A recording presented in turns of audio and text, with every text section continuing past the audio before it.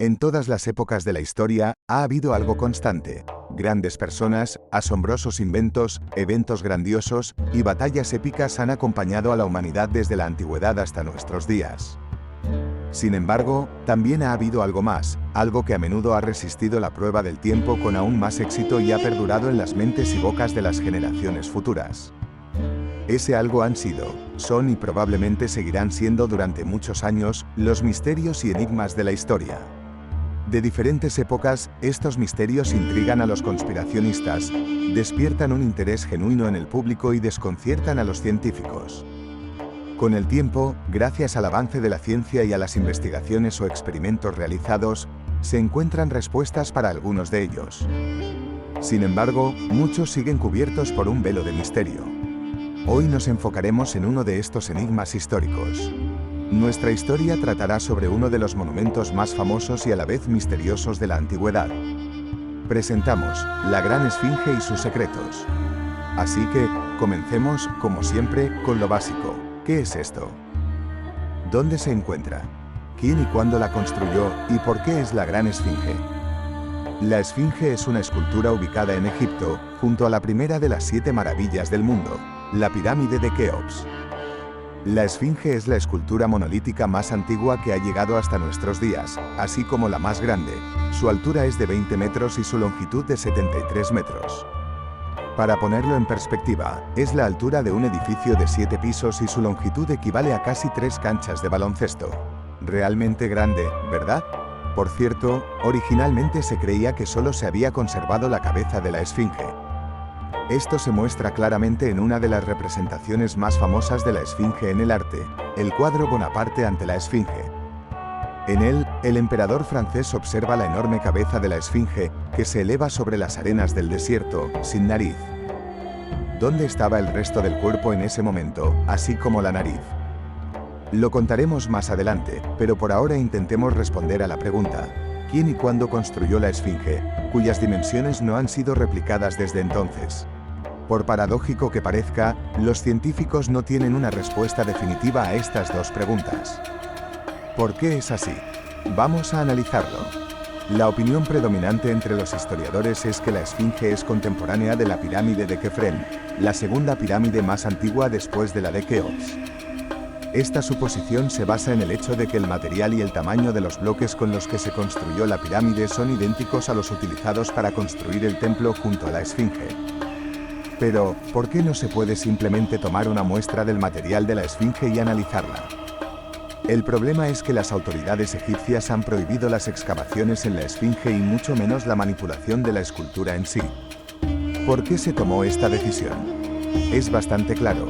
Dado que la Esfinge es muy antigua, muchos temen que cualquier intervención adicional en la escultura, ya dañada por el tiempo, podría ser crítica y provocar daños significativos en el león con rostro humano. Sin embargo, según algunos teóricos de la conspiración, la prohibición de las excavaciones se debe en realidad a que debajo de la Esfinge se oculta una biblioteca de los antiguos atlantes y los conocimientos que contiene cambiarán el mundo para siempre. Así que, si nos basamos en la versión de que la Esfinge fue construida aproximadamente al mismo tiempo que la pirámide de Kefren, entonces tiene más de 4.500 años. Se cree que la Esfinge lleva el rostro de este faraón egipcio. Como confirmación adicional, está un hallazgo descubierto durante las excavaciones iniciales cerca de la Esfinge.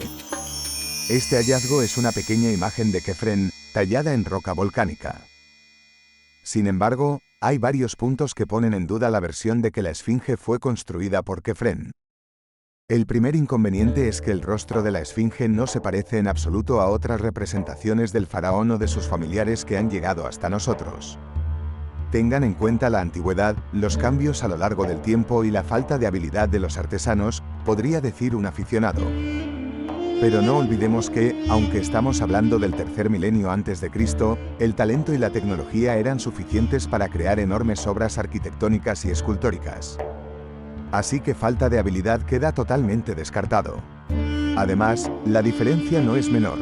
Digamos que se trata de un conjunto completo de características faciales diferentes.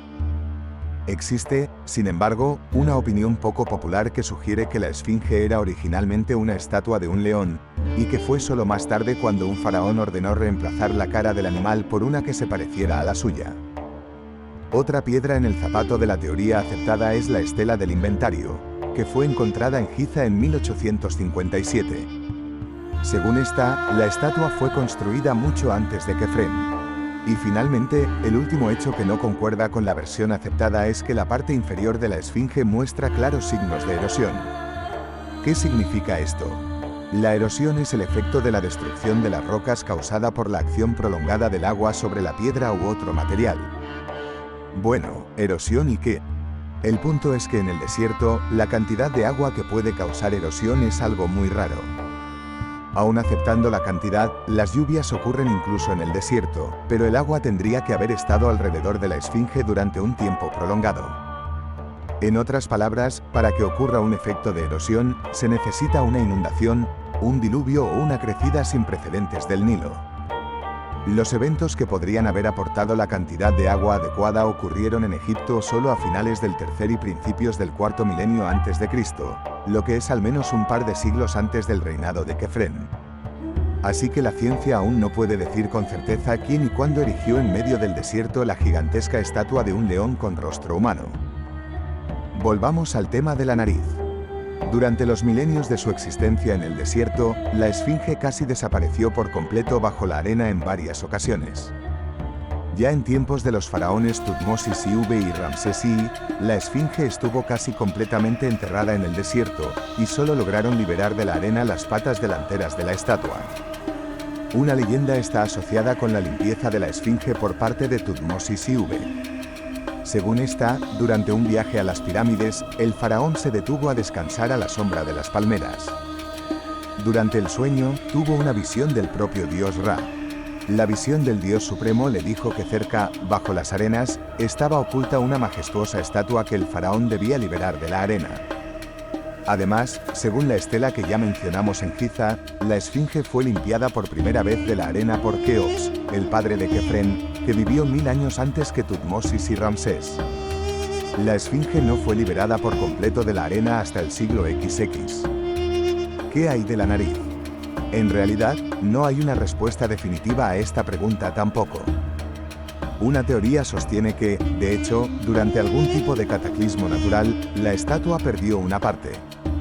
Según otra teoría, más popular pero menos realista, la esfinge perdió su nariz a causa de Napoleón. ¿Cómo podría haber sucedido esto? El punto es que en 1798, durante la conquista de Egipto por los franceses, hubo una batalla entre los turcos y las tropas napoleónicas. Y durante la batalla, una de las balas de cañón disparó con precisión la nariz de la estatua. Sin embargo, hay evidencia de que la esfinge ya había perdido su nariz antes de Napoleón.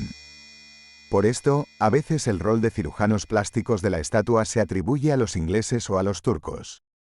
También existe la teoría de que la esfinge perdió su nariz debido a fanáticos religiosos.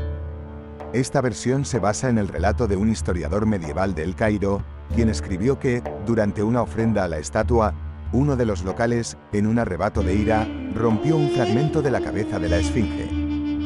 Lo más interesante es que, con el tiempo, la esfinge no solo perdió su nariz, sino también su barba. Muchas representaciones y esculturas de los faraones tienen una llamada barba ceremonial. Bueno, en el pasado, la estatua también tenía una. Sin embargo, no se sabe ni cuándo se perdió la barba ni cuándo la tenía. Así, algunos científicos creen que la esfinge tenía barba desde su construcción, mientras que otros opinan que se agregó más tarde. En la cultura de la antigua Grecia, la esfinge no solo se convirtió en una criatura mítica, sino que se le otorgó el papel de un demonio monstruoso que destruía a los hombres. Esta criatura recibió el nombre de esfinge. El mito dice que la diosa suprema Hera la envió a las cercanías de Tebas como castigo por sus crímenes y pecados. Sentada en la montaña tebana, planteaba un acertijo a los que se acercaban. Seguramente lo han escuchado. Dime, ¿quién camina por la mañana en 4 patas, al mediodía en 2 y por la noche en 3? Ningún ser vivo en la tierra cambia tanto como él. Cuando camina en 4 patas, tiene menos fuerza y se mueve más lentamente que en cualquier otro momento. Por cierto, la imagen de la esfinge como un monstruo no es un invento exclusivamente griego.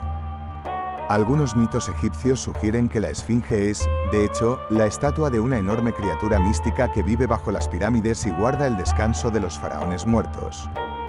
¿Y ustedes qué piensan? ¿Quién y cuándo construyó la esfinge? Compartan sus opiniones en los comentarios.